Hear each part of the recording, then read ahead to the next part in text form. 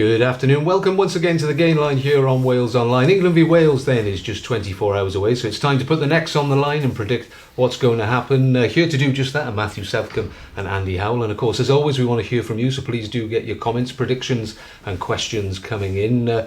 Chaps, the Wales team was announced yesterday, but a bit of an interesting one. 4 changes. What did you make of it all, Matt?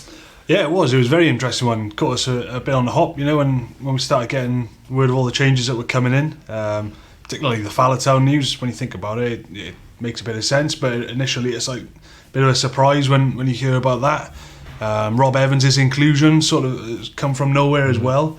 But I think Gareth Davies being dropped from the 23 entirely is the biggest of the lot for me. I think widely everybody sort of agreed that Rhys Webb was off the pace against Italy. He had one run out against Bath. Where he probably, by all accounts, was probably 6.5, 7 out of 10 in that game. Not exceptional, but not bad. So for Gareth Davies to be dropped altogether, I think was a big call from Pivac.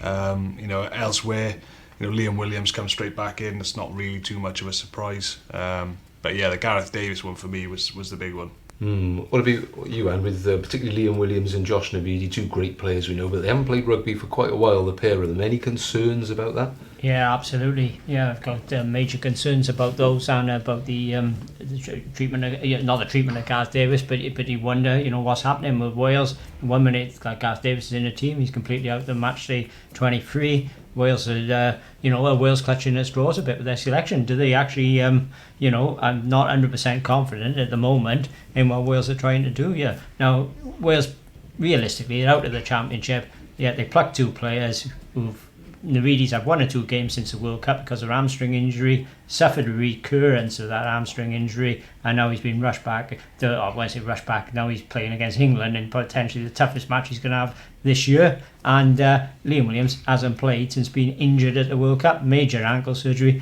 throwing him straight in.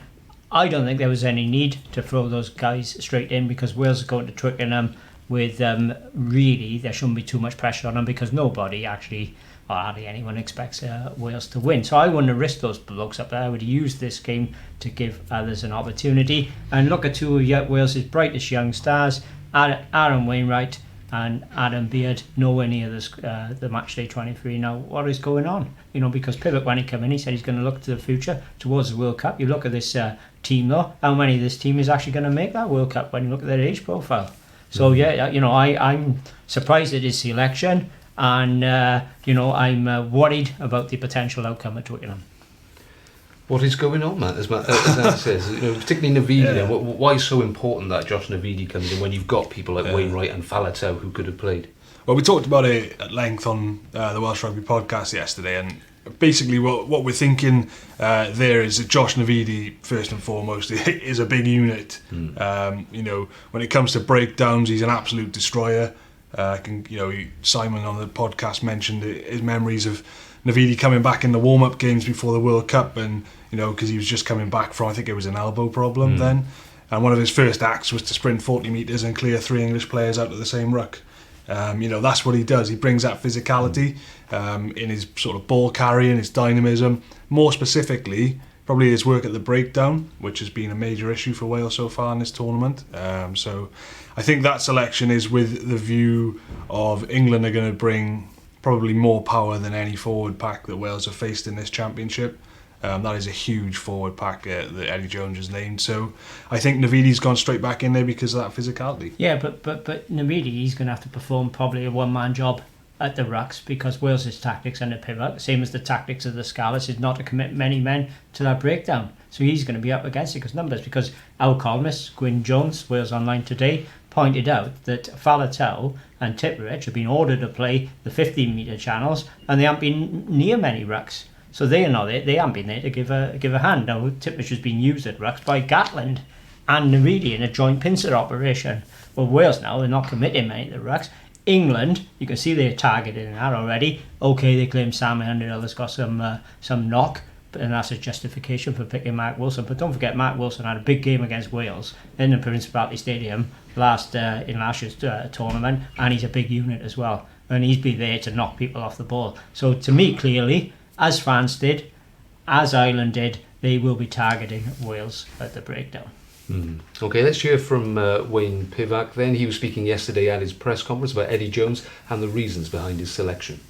Oh, look, Eddie's a fantastic coach, and his track record speaks for itself, and I find him one of the game's great characters, so really looking forward to it and looking forward to catching up with him afterwards.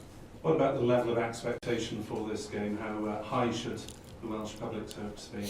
Oh, look, I think we've prepared as well as we can. We've got a good side taking the field, and we're going there to try and improve each week and improve on the French performance, which, apart from the scoreline, we did well in most areas of the game. We're pretty happy with the outcomes, but fine margins, the intercept pass, refereeing decision, which looking back now I think everyone would agree was probably a penalty try. So those are big moments in games, and so we think we're on the right track. We've just got to keep working hard. How much of a gamble is it picking Liam Williams and Josh Navidi, given that Liam hasn't played since the World Cup and Josh just 3 games?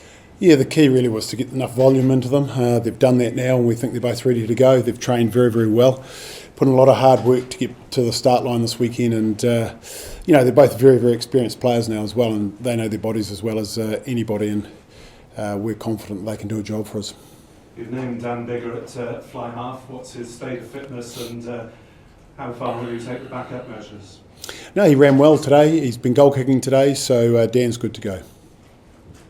Does Dan need to do any more tomorrow, Wayne? Will you be checking his progress tomorrow? Does he need to prove any more to definitely start? No, he ran today, so he'll run tomorrow in the captain's run.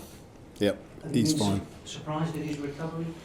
Well, look, I think, when he got the injury at the time, I think, if it's a test match, who knows, he may have played on. So at the end of the day, it's, he's come off, he's been treated, and the medical team have done a great job with him. Okay, that's the view from the Wales camp. Andy, you were down with the England camp yesterday, enjoying the bacon sandwiches and nice coffee you always get down there. Eddie Jones, quite quiet this week, certainly compared to past years before a Wales game. Yeah, had a great welcome in leafy Surrey, though I must say it was raining more there yesterday than it was here. I'm sure they were from delighted to see Eddie you. and his entourage, his multiple press officers, they so welcoming up. Everything was meticulously planned, run to time as well. You knew what players were up, what coaches. It was all the time schedule was all pinned up on the walls. Eddie was at he plays games with the press. Yesterday he was playing a game with them over the virus. Because a lot of the English press were more interested in that than the England and the Wales game, because they think it's going to be a formality for England. It's only little old Wales they play now. Wales are back to what they used to be. Lost 2 games this championship, so there was some interest in that. So Eddie was actually quite pleased to take some questions from myself on Wales. But he was, he said when I asked him about Dan Biggar, who's had a go at the past for trying to, intimidate referees, etc. He said, silent comedy this week. I'm not making any comments about him. So he had a smile on his face as he does. So he was good value. Didn't throw many grids around, but we have got an interview which will be on Wales Online tonight, 10 o'clock, and it does with George Ford. And it does light the fuse ahead of the match, because there's some really explosive stuff in there about last year's match in Cardiff, where there was a lot of niggle with Alan Wynne-Jones and Carl Sinclair at the centre of it. So Ford addresses that, so that will be worth a read. So John, it's not as quiet as it has been. It's going to light up tonight. Can't wait now, man. Can't wait. Not going to bed early tonight, absolutely. Andy mentioned, he asked about Dan Biggar there. Does anyone actually expect Dan Biggar to play tomorrow, even though he's been named in the team? We know they talked about maybe it going to Friday. He's been pictured at training. No visual images of him doing. He's having a laugh and a joke with Tompkins, but he's not running, is he? Certainly, when that injury happened in the Northampton game, the suggestion from those there who saw it was very much, no, not a chance he's going to play. But the Wales camp has been very positive about it. But would you expect 90 minutes before kick-off the old message to come through from Team Wales to say Dan Biggar's withdrawn? I'll put it this way, when Wales come out for their warm-up, Dan Biggar is the first man out on the field without fail to do his kicking practice. So I will be in my seat at Twickenham on time and looking out to see if he is the first man out on the field. Like you said, all the reports were that there was a nasty hyperextension of his knee. Nobody really expected him to feature this week, and then Sam Warburton on Tuesday in the presser was saying, he's ticking all the boxes with the medics, we'll give him until Friday morning. to make a call, although they're probably not going to make that public now until, like you said, until 90 minutes before the game. Wayne Pivac then yesterday was, he's done everything he needs to do. He's trained with us this morning. That's Thursday morning. And he's, they intend for him to train today at Twickenham, doing his kicking practice and his run-throughs. So, they expect him to be fit, or at least they're saying he's going to be fit. Sam Davis has travelled up with his squad as a travelling reserve. Yeah. That's no surprise, if Dan Biggar does, break down at the 11th hour, then Sam Davis steps in. So, for now, you take Pivac at his word, Dan Biggar's going to start.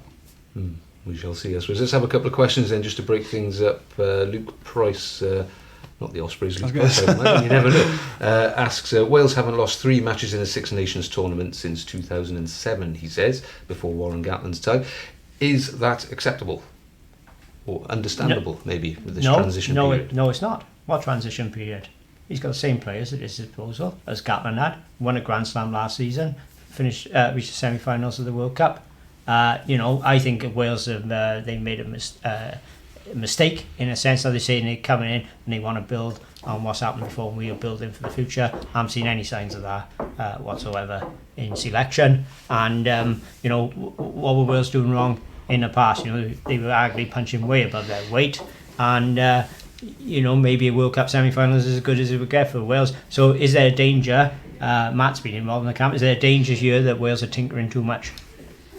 Potentially, but it's a transition period insofar as they're clearly trying to play a different way. We've seen the statistics that back that up, and your eyeballs will tell you that they're trying different things. I think there is teething issues. I think the players are probably struggling to get to grips with what their roles are. I think the management are feeling their way through international rugby. If you look at Pivac in press conferences at the moment, he's clearly a man who's still getting used to this position that he finds himself in.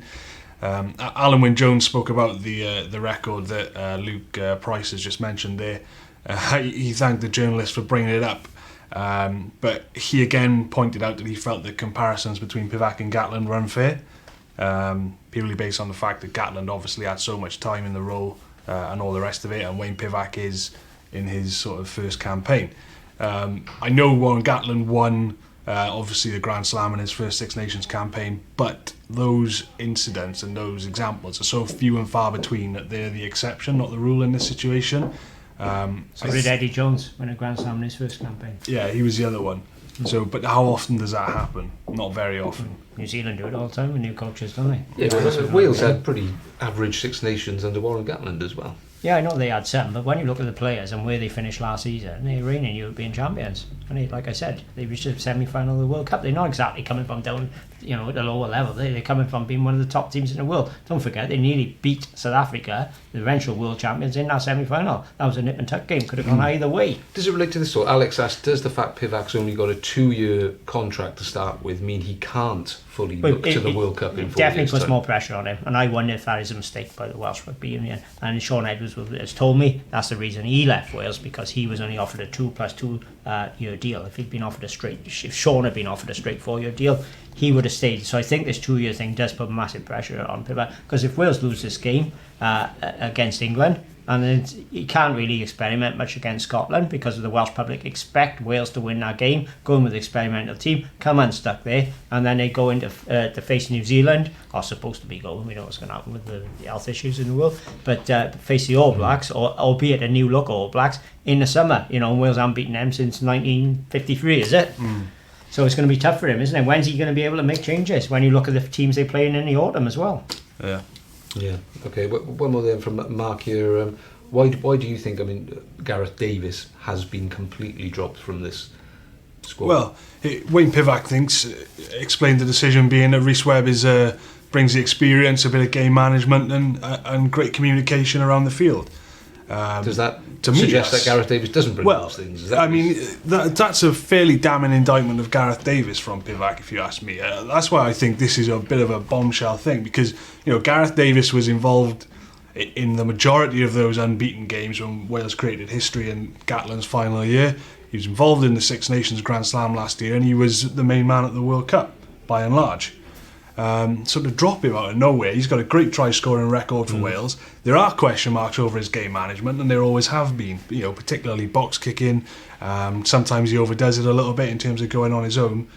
But I think that's a big call and sends a strong message, and I think that's a difficult one for Gareth Davies to take. Yeah, Rhys Webb was on a bench against Italy, and then he was left out completely. So if they thought that about Rhys Webb, then why didn't they keep him on a bench at least for the game in Ireland? I will say though that none of the Welsh scrum halves have been used under Pivac have grabbed that number 9 jersey. No. It is still wide open. That's the issue really. No one has grabbed it, say like Phillips did in the past. And that's what they need from Thomas Williams, because he is the future. They need him to grab hold of it. Okay, let's finish with predictions. Next on the line. Well, so in my predictions, I'll stay consistent on the podcast and on Wales Online today. I've gone for a 24-12 England win.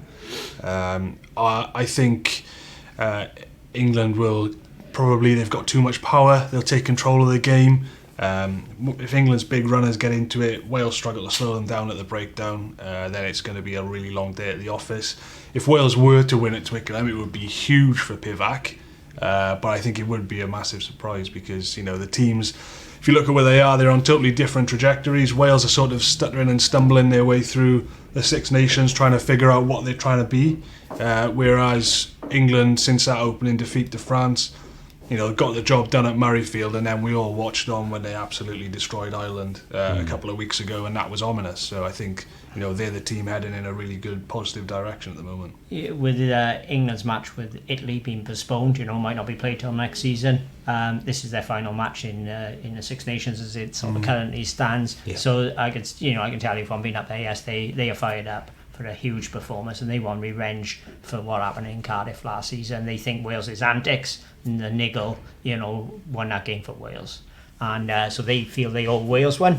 And Wales really got the championship's gone. So what I fear, if England get off to a strong point scoring start and keep that pressure up, that Wales, they've been on the go since last year and they've had a World Cup and all of a sudden you can feel tired mentally. And you might think things didn't go for Wales in Ireland. Adley Parks dropping the ball over the line. Din against France, interception, Halfpenny dropping the ball he normally take. Some of the players, all of a sudden, a switch could go and they could think it's just not happening for us, the Six Nations. And my fear is they fold at Twickenham. I've seen it happen there before. And, I'm feeling the worst tomorrow because I don't think Wales is in a great nick at the moment. And I think they are clutching a bit at straws heading to Twickenham. So I'm surprised at Matt's prediction. I thought it'd be a lot closer, and that makes me more worried, to be honest. But I'm going for England 30 and Wales 12. Okay. On that note. Ominous stuff. Thank you, chaps. We'll leave it there. Hopefully that hasn't ruined your Friday afternoon, but sorry if it has. Thank you for joining us and for all your comments and questions. We will be back tomorrow after the game for a special edition of the show. We'll see you then.